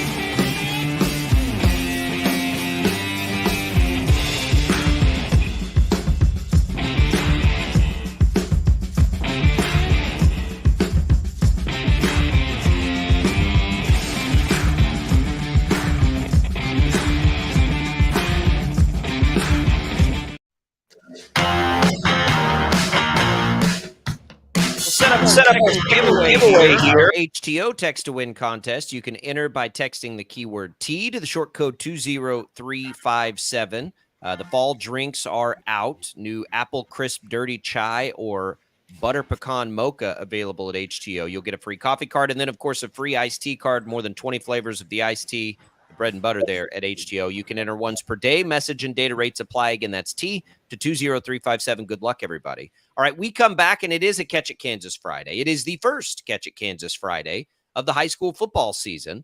Right now at catchitkansas.com, all the preview content you could ever hope for. You've got previews of every classification from 6A all the way down to 8-man. You've got all the countdown to kickoffs, which are preview spots for each team that we went out and met up at camp. TJ Cleveland's been leading the charge on that, and it is a game day, TJ. It's here. It's awesome. What's your favorite game of the day? Let's just start right there. Yeah, absolutely. You know, obviously college football season being back is a ton of fun. The NFL being back is a ton of fun. But whenever you're out there on the sidelines covering the really big high school football games, watching dudes that are going to be playing college football, if you get a really good one, it doesn't get much better than that and being right there on the action, I think. Best game of the day, in my opinion, our game of the week is Andover Central at Hutchinson in this one. 4A versus 5A matchup. Andover Central has been to the state championship and lost, I think, 3 of the last 5 years, if I'm correct. They're runner-up 3 of the last 5 years. They want this one so bad, and the good news for them, they return pretty much 100% of their offensive production from last year and a ton of their defensive production as well. So a lot of guys are back on that team. They're going to be a really, really good team in Class 4A. Hutchinson, a team that is always kind of competing in 5A. Mike Vernon's kind of got them going there. They lost a little bit of talent last year, but they returned one of the best players on both sides of the ball. Terrell King is going to be a dude that we'll be seeing. I think he just got a Hutch offer, a hometown offer. I saw that, but he's going to be playing somewhere on Saturdays. I don't know where it's going to be, but he's good. TJ, I definitely, it just is known at this point that, you know, the 3 things guaranteed in life are death, taxes, and Derby football. I mean, that's just kind of the way that it always is. And even with turnover, I mean, they just continue, you know, to churn out really great players and really great programs. And this year will be no exception with Braxton Clark graduated and moved on. They're going to have a new face under center. But it does look like, again, that they're going to be the team to beat in 6A. And I know that, you know, it starts off, you know, tough for them right out of the gate. What's your expectations for this Derby Panthers program? Yeah, you know, since I've been here, I got here the very tail end of the Dylan Edwards era Derby and watched all that talent they had on that team. You know, last year didn't feel like the same Derby team. It was obviously a ton of talent. They ended up kind of surprising us down the stretch and being one of the better teams in Class 6A because Coach Clark says the best. Every time you talk to him for one of these season previews, he says, they're new faces to you guys. They're not new faces to us. They've been running the same thing their entire lives. They've been in the weight room since they were 3rd graders, probably something like that. So they've been waiting their chance, and that's the way it works at Derby. You have to wait your chance and then finally get to be a part and share a little bit of the sugar there on Friday nights. This team, though, I think it might be one of the best Derby teams that I've seen in the past couple of years. You know, obviously they don't have a Dylan Edwards, but when you look at sheer talent, Coach Clark said this is probably the most Division I recruits that he's had on his team at one time. You know, Deshaun Brame is, I think, number 5 tight end in the country right now or something like that, heading to Tennessee. They've got a 4-star offensive lineman, Max Robinson, that's going to go somewhere big. He's got all the big Power 5 offers. They've got a cornerback going to K-State. They've got an underclassman, Arius Finley, is going to be a lot like Dylan Edwards, a super fast running back. And they got a new guy under center, Drew Kemp, transferred from Mays. If he can live up to, kind of what he did at Mays whenever he was healthy, this is going to be a really good team. Yeah, when you look at Northwest and Derby, I mean, both those teams are really, really, really good. I mean, talk a little about Northwest. Are they better than a Derby? Because I'll tell you what, you look at the players on that Northwest squad. I can tell you right now, they've got 3 guys that are going to be Division I commits, maybe up to 4. That is a talented football team and a team capable of winning a state championship. Would you agree? Absolutely. I think that, Northwest, and I think Wichita East too, in 6A, those are kind of the 3 big dogs around here. Mays is going to be great too, but I think that Northwest East and Derby are going to be the ones kind of competing of who's going to get that spot in the championship game. Northwest, this is the first year that Jalen Mason's going to get the reins, the junior quarterback. He was the backup to Avery Johnson his freshman year at Mays. He's at Northwest now. He's got an offer from KU and Iowa State. A really good dual threat quarterback. I think that his stock's going to rise a ton this year. They've got John Michael Fountain, who's got a bunch of offers across the board. I think he's a 3-star defensive lineman. Obviously, a ton of talent, and the East has got it too. It really is kind of a hotbed there in Class 6A. There's going to be a lot of scouts watching these dudes on Friday nights. And they got a speaking of Northwest, they've got that big rivalry game with Carroll tonight, which will be one of the bigger fanfare games out there. I know one more, a little out of the metro, but a game that you love tonight is Great Bend and McPherson. Why do you love that one? Great Bend is going to be awesome this year. I felt that really it's kind of been rising more and more. Coach Aaron Beck got there a little bit ago. They've gotten better and better, and now they've got the number 1 player in the state in 2026. Ian Premer is a freak. If you've not seen him play, me and Brandon joke about on the Catch It Kansas show that we're going to rename it the Ian Premer Show because we've got our freelancers out there in Great Bend. He's on a highlight every single Friday. It doesn't matter what sport it is. He plays like 4 of them. But football obviously is a good one. He's got an offer from, Michigan, Penn State, all the big ones, everything like that. Obviously got the in-states and everything too. He's a freak. He's going to be awesome. They're really kind of gelling together with a ton of talent around him. And Great Bend's really just growing in all sports. I think they're going to be awesome. McPherson, obviously, though, for people around here that watch them a lot more, Pav's got them every single year as a contender. They bring back a lot of big players, Brody Seidel. They bring back their quarterback as well. A lot of talent there that they have every year, and it's just a great system. But Great Bend is one of the most talented teams, I think, this year. It almost seems like a fever dream, real quick, TJ. Almost seems like a fever dream to me from a year ago that Cheney not only beat Andale once, but twice. Yeah. And that's just insane to think about, that they were not only able to break that 57 game winning streak that Andale had, the longest in the nation, one time, but then beat them again in the playoffs. It really, to me, seems like, again, this year, those 2 teams are going to be the teams to beat in Class 3A. Is that fair? Yeah, I think so. I saw a stat the other day that somebody was breaking down Cheney's game tonight. They play Holcomb, who's a team that always competes in Class 3. Whenever I was in high school, they were always beating up on Frontenac and all the teams around back home. Holcomb's a great team. They're going to be at Cheney tonight. It will be a really great game. We'll have that one. But Shelby, the head coach there at Cheney, I saw his winning percentage, and it's something just out the wazoo of all the success that they've had. And it really just kind of got overshadowed by how awesome Andale was during all those years. To see them kind of get to the mountaintop last year really shows you how awesome this system is. They play a really fun offensive scheme. They throw the heck out of the ball. They bring back their quarterback. Josh Burdick's going to be one of the names to watch for. And when I say they throw the heck out of the ball, you need to watch a game because they literally throw it about every single down, and they got a great quarterback there. All right, TJ. So we've got CatchKansas.com covered. You guys have it covered. What do you guys have coming up throughout the day people can find on 12 News?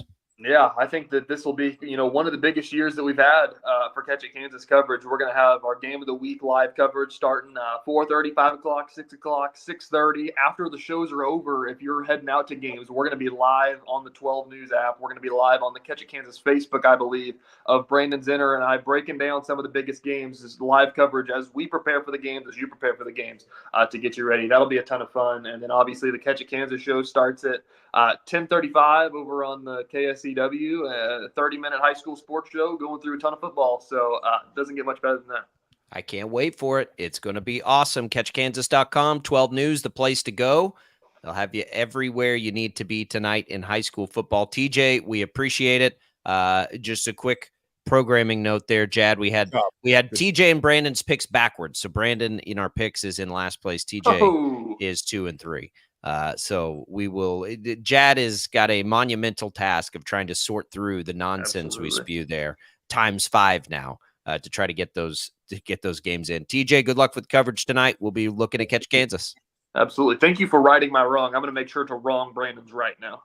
There you go. There you go. We'll get them wrong. We'll get them wrong this week for sure. All right. We're going to take a quick break. We'll come back. Paul and Tommy are back, and we're going to get a little more in-depth perhaps with the 2 college teams this weekend. Take you what we think on KU, K-State. You got our picks, but what are we looking for? More importantly, in the games this weekend. We'll do that next on Sports Daily.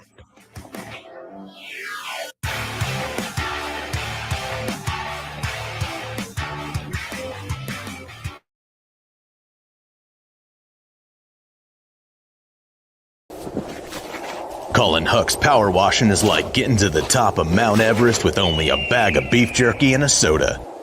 Huck's can conquer all residential or commercial exterior cleaning woes that you have, leaving you feeling like you're on top of the world. House washing, window cleaning, driveway washing, to even graffiti removal. Coming this fall, we'll offer professional holiday lights installation. We love muck and gunk. You don't. Let Huck's handle it. Call for a quote today. Right. Start your day with 12 News this morning. Get ready with Jake's accurate hour-by-hour forecast, so you'll know if you need a jacket when you walk out the door, or an umbrella by lunch. Start your day knowing what happened overnight and what's happening now. Live, breaking news all morning long. And plan the best route to work and school with traffic from across Kansas. Start your day right. Start your day with 12 News this morning on KWCH and KSEW. Hey, Wichita, Jim Rome here, celebrating over 25 years as the #1 midday sports talk show on Wichita Radio. Find out why. Tune into the jungle, weekdays 11 until 2 on 97.5 and 1240 KFH. Sometimes people tell us, I don't get it, it's just tea. But let me tell you, we are so much more than just tea. With more than 25 flavors, the possibilities are endless. Come on in and try them all for free to find your favorite, or get us on the go for your busy lifestyle. And don't miss happy hour every day for half-price cups of tea. So the next time someone tells you it's just tea, tell them to come by and find out why we say, drink tea, be happy. Clouds are not just the canvas of our imagination. They tell a story. Clouds affect the events of your day. Sometimes they growl, sometimes they inspire, but they're always the messengers of nature's mood written in the sky. Storm Team 12 understands the language of clouds. We're dedicated to decoding their message so you know what to expect. Behind every cloud, there is a story waiting to be told. Trust Ross Jansen and Storm Team 12, alerting you first to the impact on your life. When you need help, remember, you're not alone. We are here. We are neighbors. We are together. We are Kansas.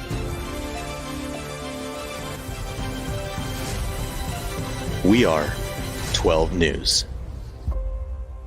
They say it takes a village. Come together and support local businesses in our neighborhoods. When you contribute to local shops, more money goes back into the economy. Shopping local makes our state stronger. So give back to the communities you love and watch our businesses and communities thrive. Shop local and be Kansas proud.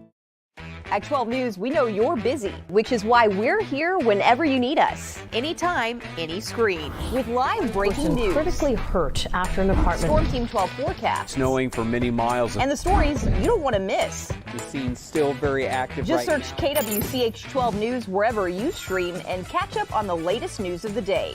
All for free and on your schedule, hopefully making your day a little bit easier. And did I mention the Storm Team 12 forecast? 12 News whenever you want. Sometimes people tell us, I don't get it, it's just tea. But let me tell you, we are so much more than just tea. With more than 25 flavors, the possibilities are endless. Come on in and try them all for free to find your favorite or get us on the go for your busy lifestyle. And don't miss happy hour every day for half-price cups of tea. So the next time someone tells you it's just tea, tell them to come by and find out why we say drink tea, be happy. Determining fact from fiction. That's our full-time job. You need to have someone give you the whole story from every side. To help you when no one else is listening. You need someone to put you first. That's what we do. We bring you the facts first. When you need it. Wherever you are. 12 News. Facts first.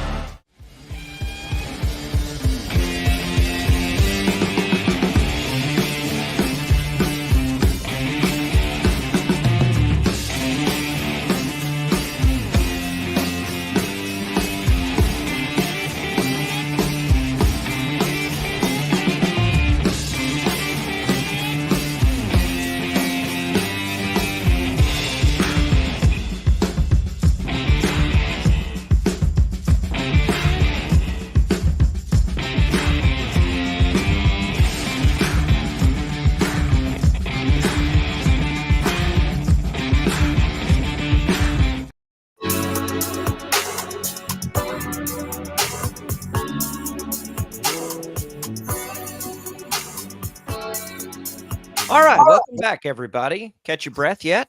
What a day. Fridays are always fun here on Sports Daily. Love it. We've made picks. We got you set up for high school football. Let's briefly go through some college football quickly, guys. Look, we talked about this with Fitz. Talked about it with Trias. It's so hard to take anything away from the first week for me, like nothing. I take away that Jalen Daniels looked good, healthy, right? I don't think K-State showed us anything. We start with K-State. They play first, Tommy. I just don't think that was the K-State we can expect. So I don't want to overthink yet what we've seen and what we will see from them offensively. I mean, maybe, yeah, you don't take a lot away from the offense, but I took a lot away from the K-State defense. I think there's a lot. They're really good, right? Yeah. They're really good. Yeah, but here's what I mean by overthinking. They've been overlooked, I think, defensively. The most common thing I've heard about K-State in the last 10 days or 9 days, whatever it's been, is, man, Avery Johnson, he didn't look very good. I'm like, guys, they're not letting him do anything still. And I think that's a mistake, by the way. I don't like that they did that. But we're not seeing full go Avery Johnson, let him loose to do his thing. We haven't seen that yet. And so that's why Paul, I'm like, just hang tight. Like, let them turn him loose. They have to. They can't afford to play it, holding things back. And do they do that? I know Fitzgerald, Tim, our K-State insider, thought maybe they might do a little more of that with Arizona, but I don't think they can afford to. They've been bitten by Tulane in that exact scenario before. Well, that might be the case, but I can tell you right now, no coach wants, you've got sort of an unknown quantity to other teams. And scouting's a big thing. What do you do down and distance? How do you do what play? I mean, what are you going to do? What's the play? What receivers will you look to go to? There's a lot of information that K-State doesn't want anybody to have right now. And I get that and I understand that. But I'm kind of like you, Jacob. Listen, you may need to float some of those things that you want to do against Tulane. I got a feeling that the average fan's thinking to themselves, well, Tulane, they play in a dump. They're in the AAC. They're not. I mean, who are these guys? I'm telling you, this is a better team than I think people think they are.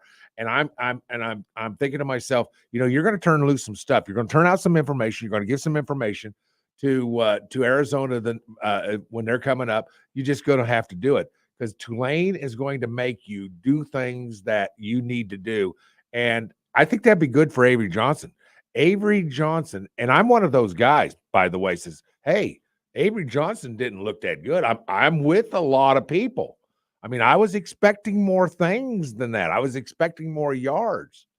So I'm just saying that this. I get it, but I think I don't think the coaches let him be himself. Tommy, KU, I'm starting to fall in love with KU in this game because I think for whatever reason, I think people are sleeping on what could be the top defense in the Big 12. And if Daniels is good to go, they can attack you a lot of different ways offensively.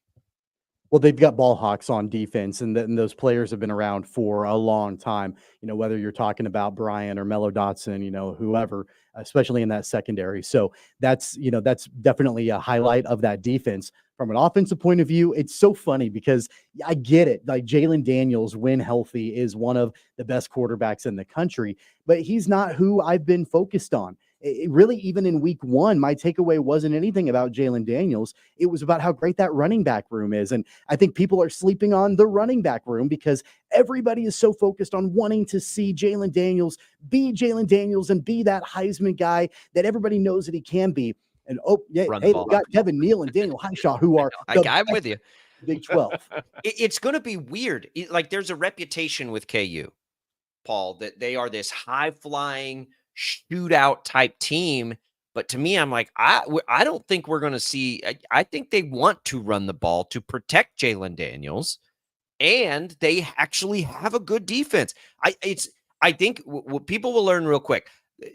I will disagree with our betting expert yesterday who said if you like KU, maybe just take the over. I kind of think the opposite. I like KU and I kind of like the under. Let's see if that defense, because if the defense is as good as we think it might be, then they may play some lower scoring games. Because I agree. I think they want to run the ball, Paul. I think you're exactly right. And it makes total sense to do that. Listen, every time Jaden Daniels gets out in space, you kind of go, oh my God. I do.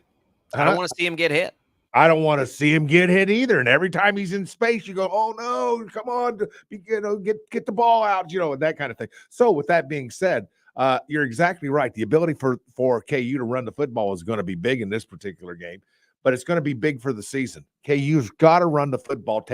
And when you can run the football, Tommy, it takes the pressure off of every other aspect of an offense. Every other aspect of the offense is different when you can run the football. So with that being said, I think you're exactly right.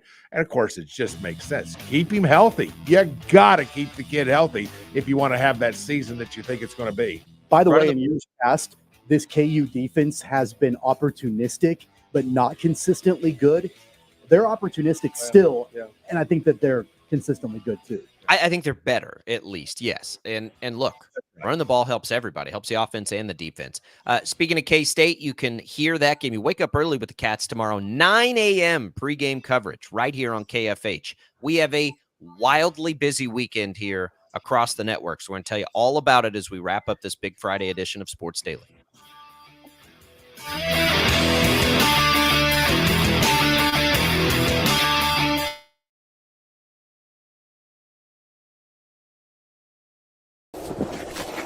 Colin Huck's power washing is like getting to the top of Mount Everest with only a bag of beef jerky and a soda.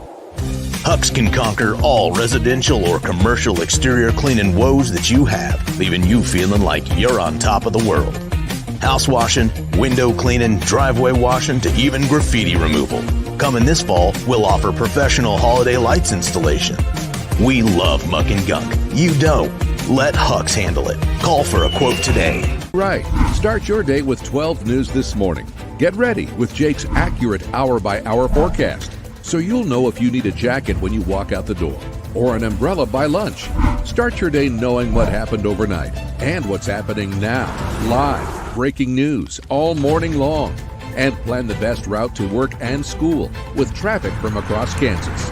Start your day right. Start your day with 12 News this morning on KWCH and KSEW. Hey, Wichita, Jim Rome here, celebrating over 25 years as the #1 midday sports talk show on Wichita Radio. Find out why. Tune into The Jungle, weekdays 11 until 2 on 97.5 and 1240 KFH. Sometimes people tell us, I don't get it, it's just tea. But let me tell you, we are so much more than just tea. With more than 25 flavors, the possibilities are endless. Come on in and try them all for free to find your favorite or get us on the go for your busy lifestyle. And don't miss happy hour every day for half-price cups of tea. So the next time someone tells you it's just tea, tell them to come by and find out why we say drink tea, be happy. Clouds are not just the canvas of our imagination. They tell a story. Clouds affect the events of your day. Sometimes they growl, sometimes they inspire, but they're always the messengers of nature's mood written in the sky.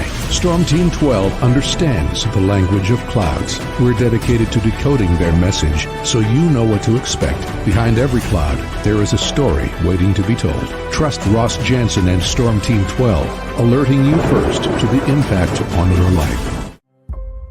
When you need help, remember, you're not alone. We are here. We are neighbors. We are together. We are Kansas.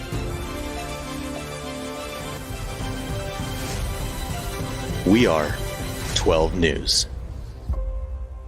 They say it takes a village. Come together and support local businesses in our neighborhoods. When you contribute to local shops, more money goes back into the economy.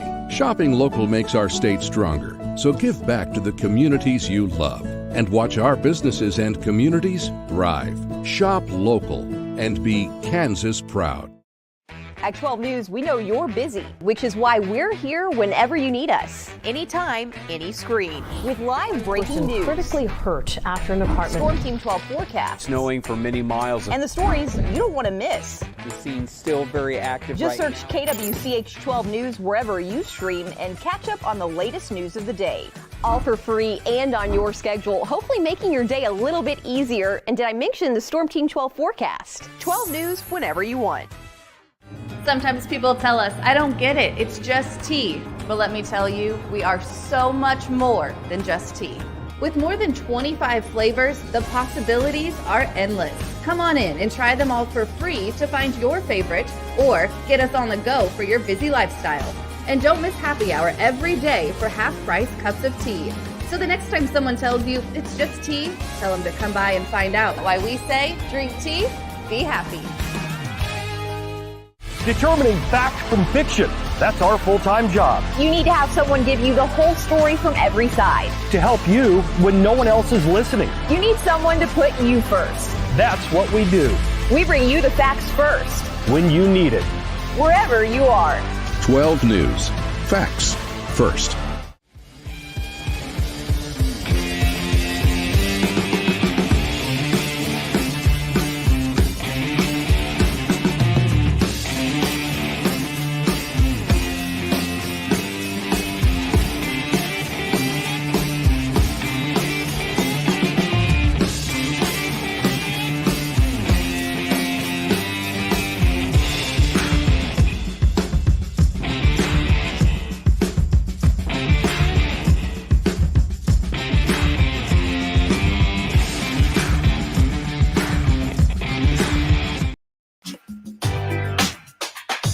All right. Let's see if we can get this all in. Tonight, you've got the Packers and Eagles. National coverage begins at 6:30. You've got the Royals at 7 o'clock. They'll move over to KNSS 1330. Tomorrow, K-State football coverage begins at 9 a.m. on KFH. Butler football moves to KNSS. That coverage begins at 1. And the Royals are back on KFH at 6. Then Sunday, you've got a special show, Boomer and Valenti on KFH at 7 a.m. Odyssey Conversations over on KNSS at noon. The Royals play at 1. That'll be on KFH. And then you get the national coverage of Rams Lions at 6:30. We made it through a Friday, fellas. For Tommy Castor, for Paul Savage, for TJ Cleveland, for Brandon Zinner, for Jad Chambers, I'm Jacob Albrecht. We'll be back Monday to talk about it all.